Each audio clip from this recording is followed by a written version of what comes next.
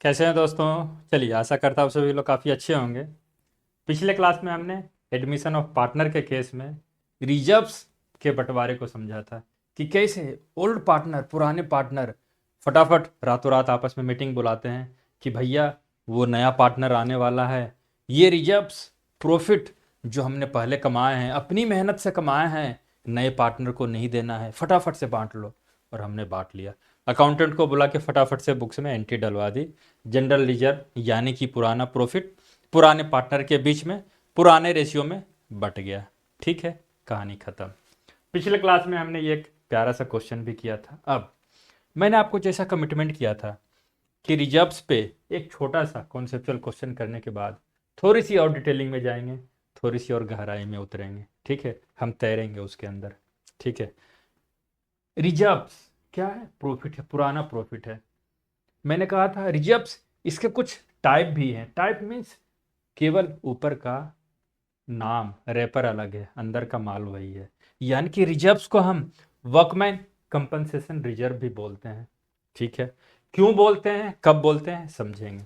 Investment fluctuation reserve भी बोलते हैं। ठीक है, यानी कि रिजर्व्स जो पुराना प्रॉफिट है, कई बार आपको workman compensation reserve, investment fluctuation reserve भी हो सकता है।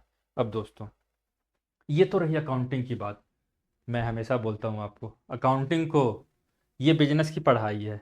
और बिजनेस क्या है? प्रैक्टिकल चीज़ है। प्रैक्टिकल चीज़ों से जोड़ के चलो। 1 मिनट के लिए आप इससे बाहर निकल जाओ। ठीक है, कि हम एडमिशन और पार्टनर पढ़ रहे हैं। रियल लाइफ की चीज़ों को आपको बताता हूँ। आप अपने घर में देखते हो आपके फादर, हमने लास्ट चैप्टर में भी ये चीज़ें डिस्कस की है, फिर से डिस्कस करता हूँ, एक तरह से रिवीजन समझ लो। हम अपने घरों में देखते हैं हमारे पेरेंट्स जब कमा के आते हैं, ठीक है, महीने में सैलरी आती है या किन्हीं का बिजनेस होता है, कुछ भी हो, ठीक है, वो अपनी हर महीने की कमाई में से एक हिस्सा कई बार वैसे ही रख देते हैं, बस रख देते हैं, पर्पस पता नहीं है, या रख देते हैं भविष्य में काम आएंगे। वो क्या था? हमारा रिजर्व्स था, जनरल रिजर्व्स था। रिजर्व्स या जनरल रिजर्व, जो पिछले क्लास में हमने जिसका बंटवारा समझा, पुराने पार्टनर ने आपस में बांट लिया, प्रॉफिट ही है। प्रॉफिट में से, कमाई में से एक हिस्सा हमने अलग रख दिया, पर्पस कुछ डिफाइन नहीं है, जब जरूरत पड़ेगी देख लेंगे, यूज कर लेंगे। ठीक है, अब आप देखते होंगे पेरेंट्स कई बार एक कुछ पर्पस के लिए भी अलग रखते हैं पैसा कमाई में से, कि ये अगर 1 लाख रुपया मैं कमा के ला रहा हूँ तो 10,000 रुपया तो वैसे ही रख दिया, ये 10,000 मैं रख रहा हूँ, जब मेरी बेटी की शादी होगी तब मैं इस पैसे को निकालूंगा। 10,000 रुपये और मैं रख रहा हूँ, जब हमारे बच्चे की हायर स्टडीज शुरू होगी, जब वो आईआईटी करने जाएगा, जब वो सीए करने जाएगा, तब मैं ये पैसे निकालूंगा। अच्छा, अब उन्होंने क्या किया? प्रॉफिट का एक पार्ट अलग रखा और उसके साथ एक पर्पस को ऐड कर दिया, यानी कि उसी पर्पस के लिए उसको निकालेंगे। ठीक है, ये हो गई रियल लाइफ की बातें। सेम यही चीज़ दोस्तों बिजनेस में भी होता है। ठीक है, एक बार दो पार्टनर थे, सुखेराम और प्यारेलाल, मेरे प्यारे दोस्त। उनके बिजनेस में क्या हुआ, एक वर्कर की, उनके फैक्ट्री में एक वर्कर के साथ कुछ दुर्घटना हो गई। अब आपको पता है, काम के दौरान, अगर फैक्ट्री में काम के दौरान वर्कर के साथ कुछ इंसिडेंट होता है, घटनाएं होती है, दुर्घटना होती है, उसके शरीर को कोई चोट पहुंचता है, तो फैक्ट्री के मालिक को उसको हर्जाना देना पड़ेगा, कंपनसेट करना पड़ेगा, इलाज कराना पड़ेगा, कई सारी चीज़ें होती है, लीगल फॉर्मेलिटी करना पड़ेगा। ठीक है, यानी कि पैसे खर्च होंगे। क्या हुआ, सुखीराम एंड प्यारेलाल के 50,000 रुपये खर्च हो गए एकदम से। अब सोचो, एकदम से 50,000 रुपया खर्च होना, आदमी हिल जाएगा। उन्होंने सोचा यार अभी तो हो गया, ठीक है, भविष्य में भी तो हो सकता है ऐसा। अब हम ऐसा करते हैं, हर साल एक अमाउंट इसी नाम से रख देते हैं कि अगर कोई इंजरी होती है किसी वर्कर को कोई चोट लग जाता है हमारी फैक्ट्री में, तो हम उसी पैसे से यूज करेंगे। यानी कि जब वो ये प्रॉफिट एंड लॉस अकाउंट बना रहे हैं, तो वो कहते हैं कि यार ये जो प्रॉफिट आ रहा है, मान लो अभी प्रॉफिट आ रहा है 1 लाख। ठीक है, मैं कहता हूँ कि 1 लाख में से हम वर्कमैन कंपनसेशन रिजर्व, या मैं आपको नाम नहीं देता हूँ, इस 1 लाख में से 50,000 रुपये मैं इस नाम से रख लेता हूँ कि अगर किसी वर्कर को किसी वर्कर को कोई इंजूरी होती है तो उस समय मैं ये इंजूरी के केस में मैं ये पैसे यूज करूँगा। ठीक है, मैंने प्रॉफिट में से अलग रख दिया, यानी कि अब हमारे पीएनएल में जो प्रॉफिट दिखेगा, नेट प्रॉफिट दिखेगा, नेट प्रॉफिट नहीं, इसी में से ये एक रिजर्व के नाम में ट्रांसफर हो जाएगा, यानी कि ये आ जाएगा हमारा, इसी को हम बोलते हैं वर्कमैन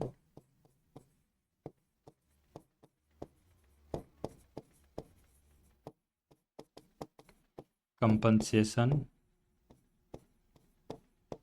रिजर्व।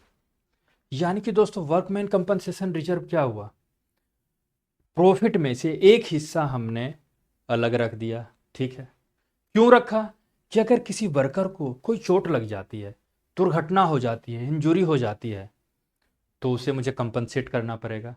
उस समय मैं ये पैसे को यूज करूंगा, एकदम से कंपनी पे बर्डन नहीं आएगी, क्योंकि 1 लाख जो प्रॉफिट था उसमें से 50,000 मैंने अलग रख दिया। अब 50,000 को ही मैं प्रॉफिट मान के उसमें से यूज कर रहा हूँ, पार्टनर निकाल रहे हैं पैसा। 50,000 हमारा रखा गया वर्कमैन कंपनसेशन रिजर्व के नाम पे। अगर कुछ इंजरी होती है तो मैं इसे यूज करूंगा, हमारे नॉर्मल प्रॉफिट पे कोई फर्क नहीं पड़ेगा, नॉर्मल जो बिजनेस जैसे चल रहा चलता रहेगा, क्योंकि हमने पैसा रिजर्व रख लिया है। बात समझ में आई है? यही चीज़ हमारे पर्सनल लाइफ में हमारे पेरेंट्स ने भी किया था, हमारी पढ़ाई के लिए पहले अपने कमाई में से पैसा रख दिया, ताकि जब 5 लाख 10 लाख एकदम से कॉलेज की फ़ी देना पड़े तो हमें कोई लोन नहीं लेना पड़े, किसी के आगे हाथ नहीं पसारना पड़े। हमने तो अलग से सेविंग कर रखी है, उसमें से यूज कर लेंगे, वही काम बिजनेस में हो रहा। सोचो दोस्तों, प्रैक्टिकल लाइफ, बिजनेस लाइफ और पर्सनल लाइफ कितना सेम टू सेम है, कोई अंतर नहीं है दोस्तों। मैं इसीलिए बोलता हूँ रटना मना है, कभी रटा मत करो, पर्सनल लाइफ से जोड़ के आप पढ़ो, बिल्कुल कॉन्सेप्ट क्लियर होगा, रटना नहीं पड़ेगा और नंबर अच्छे आएंगे। अब एक और बात मैं आपसे पूछता हूँ, अब पिछले क्लास में आपने जनरल रिजर्व पढ़ा, यानी रिजर्व, इस क्लास में मैंने आपको वर्कमैन कंपनसेशन रिजर्व की अकाउंटिंग नहीं बताई है, केवल कॉन्सेप्ट बताया है। ठीक है, अभी क्या अकाउंटिंग बहुत सिंपल अकाउंटिंग है, कॉन्सेप्ट आप समझ गए तो अकाउंटेंट तो आप पक्के अकाउंटेंट बन गए, वो आप खुद कर लोगे, नहीं भी बताऊंगा तो, लेकिन मैं बताऊंगा जनरल रिजर्व और वर्कमैन कंपनसेशन रिजर्व में क्या अंतर है, आप बताओ। जनरल रिजर्व क्या था, प्रॉफिट का एक हिस्सा जिसको हमने किसी पर्पज से अटैच नहीं किया, वो कभी भी हम निकाल लेंगे, जब जरूरत पड़ेगी निकाल लेंगे पैसे, सिंपल। ठीक है, किसी पर्पज से। वर्कमैन कंपनसेशन रिजर्व को हमने क्या किया, एक पर्पस उसके साथ जोड़ दिया, टैग लगा दिया, पर्पस। वर्कमैन है क्या, ये भी रिजर्व ही है, साथ में हमने क्या टैग लगा दिया, वर्कमैन कंपनसेशन।